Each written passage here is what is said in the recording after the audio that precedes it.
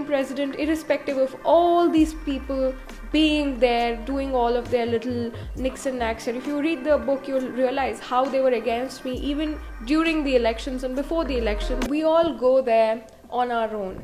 Okay, we don't have family around. We are new there, and it's a whole other ecosystem. It's like fish out of water. So even if there are multiple people who really want to stand up against racism, so you can see in the book there is a letter, there's an essay, there's a very long essay that a history professor at Oxford wrote, and he said, Rashmi Samant, the Hindu president, somehow he made me Hindu president. I was just a student union president. He tries to identify me by my religion and says, comes from Udupi, coastal Karnataka, really belittles where I come from. That is clear racism to, belittle somebody based on their background. And then he ends the whole essay, horribly racist essay, which I don't want to regurgitate here. It's in the book. Well, if you see the way Rishi Sunak was elected to the office of Prime Minister, you can clearly see that in the initial few days when he was campaigning along with Liz Truss, he was the better candidate. But they still chose Liz Truss. And when Liz Truss drowned the whole economy in 2 weeks, that's when he was put in place.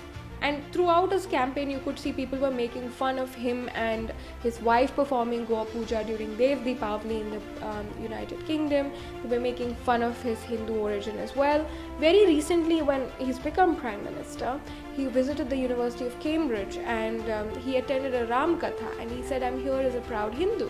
And the very next day, there was an article on The Critic saying, it named me also, that Rashmi Samant and Rishi Sunak are the kind of people who are furthering Modi's agenda in the UK.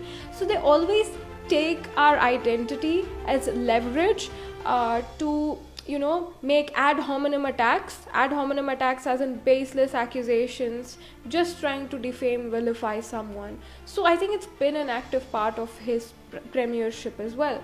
But I think the beautiful fact is that our people persist irrespective of everything. He became Prime Minister irrespective of all the fights. Our people survived despite centuries of occupation and loot by the Mughals and the British. I became president irrespective of all these people being there, doing all of their little nicks and knacks. And if you read the book, you'll realize how they were against me even during the elections and before the elections, and what they were doing to derail my campaign.